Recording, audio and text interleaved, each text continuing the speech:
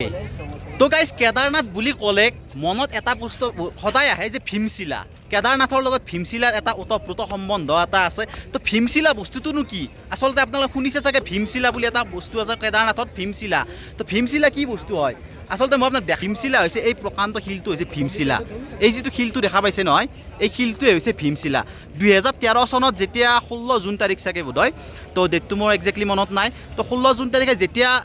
প্ৰলয়ংকাৰী গ্লেচিয়াৰ এটা এয়া মোক দেখা পাইছে ওপৰত এইয়া দেখা পাইছে ওপৰত বৰফৰ পাহাৰখন ইয়াৰ পৰা গ্লেচিয়াৰ এটা ভাঙি মানে পানীৰ যথেষ্ট সোঁত এটা বৈ আহিছিল আৰু যিটোৱে মানে এই মন্দিৰটোক ধ্বংস কৰাৰ খুব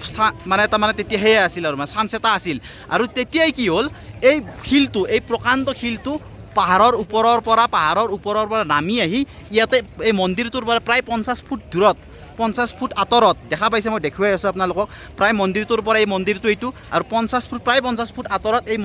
এই শিলটো ইয়াতে পৰিছিল আৰু যাৰ ফলত কি হৈছিল তাৰ পৰা অহা প্ৰলয়ংকাৰী সেই বানপানীয়ে এই শিলটোত খুন্দা খাই এই দুই চাইডেদি মন্দিৰটোৰ এই চাইডেদি আৰু সেই চাইডেদি পানী কিন্তু মন্দিৰটোৰ একো হোৱা নাছিল ক্ষতিগ্ৰস্ত অকণমানো হোৱা নাছিল আৰু পানীখিনি এই দুই চাইডেদি বৈ গৈছিল আৰু এই মন্দিৰটোত তেতিয়া সেই সময়ত প্ৰায় 300-400 জন মানে তীৰ্থযাত্ৰী আৰু ইয়াৰে সাধু সন্যাসী এই যি ইয়াতে মন্দিৰটোৰ ভিতৰতে বসবাস কৰি আছিল তেতিয়া আৰু মানে এটা নিশ্চিত বিপদ নিশ্চিত মৃত্যুৰ পৰা তেওঁলোকে হাত সাৰিছিল একমাত্ৰ এই কাৰণটো হৈছে এই ভীমশিলা এই শিলটোৰ কাৰণে আৰু তেতিয়াৰ পৰা এই ভীমশিলা যিটো শিল বা এইটো যিটো মানে বিশ্বাস এইটো সঁচাকৈ এটা মানে কি বুলি ক'ম আৰু মানে এইটো মানে সাংঘাতিক আচৰিত এটা কথা আপোনালোকে নিজে ভাবকচোন এটা এনেকুৱা এটা পানী যেনেকুৱা ধৰণৰ বানপানী প্ৰায় 5000 মানুহৰ মৃত্যু ঘটিছিল সেই বানপানীটোত এই উত্তৰাখণ্ডত হোৱা প্ৰলয়ংকাৰীত আৰু এই মন্দিৰটো বচাবৰ কাৰণে এনেকুৱা এটা শিল আহি পেলাই প্ৰায় 50 ফুট দূৰত অট'মেটিক ৰখি গৈছিল আপোনালোকে ভাবকচোন কল্পনা কৰক একবাৰ কেনেকুৱা ধৰণৰ ঐশ্বৰিক শক্তি থাকিব পাৰে এই মন্দিৰটোত তো শিল এটা এনেকুৱাকৈ ৰখি যাব পাৰে আৰু তাৰপিছত এই মন্দিৰটোৰ কোনো অকণমান ক্ষতিগ্ৰস্ত নোহোৱাকৈ এই মন্দিৰটো সুন্দৰভাৱে ইয়াতে স্থাপন আজিও হৈ আছে আৰু এই ভীমশিলা থকাৰ বাবে আজি এই মন্দিৰটোৰ কোনো এক হেৰি নহ'ল আৰু তেতিয়াৰ পৰা এই ভীমশিলা মন্দিৰতো পূজা অৰ্চনা হৈ আহিছে আপোনালোকে দেখা পাইছে ভীমশিলা মন্দিৰত ভক্তসকলে পূজা অৰ্চনা কৰি আছে বাবাবিলাক আছে ইয়াতে পূজা অৰ্চনা কৰিবলৈ তো গ'ল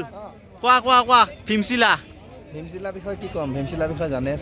চবেই জানে এতিয়া প্ৰলয়ংকাৰী বান আহিছিলে তো বানপানীত ইফালৰ পৰা আহি গৈছিলে সেইয়া তাৰ পৰা ক'ৰ পৰা আহিছিলে কোনেও গম নাপায় পাথৰটো আহি পেলাই এইখিনি জেগাতে কিন্তু ৰৈছে মন্দিৰটোৰ ঠিক মানে 50 ফুট মান দূৰত পিছফালে আৰু তাৰপিছতে পানীটো যেতিয়া আহিলে বানপানীটো এইফালে এতিয়া মানে ডিভাইড কৰি দিলে বস্তুটো ফোৰ্সটো কমাই দিলে মন্দিৰটো বুজিছা মানে দুইফালেদি বৈ গ'ল পানীটো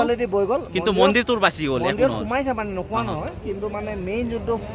ফোৰ্সটো মন্দিৰটোত নালাগিল এই শিলটোৱে মানে ৰখাই দিলে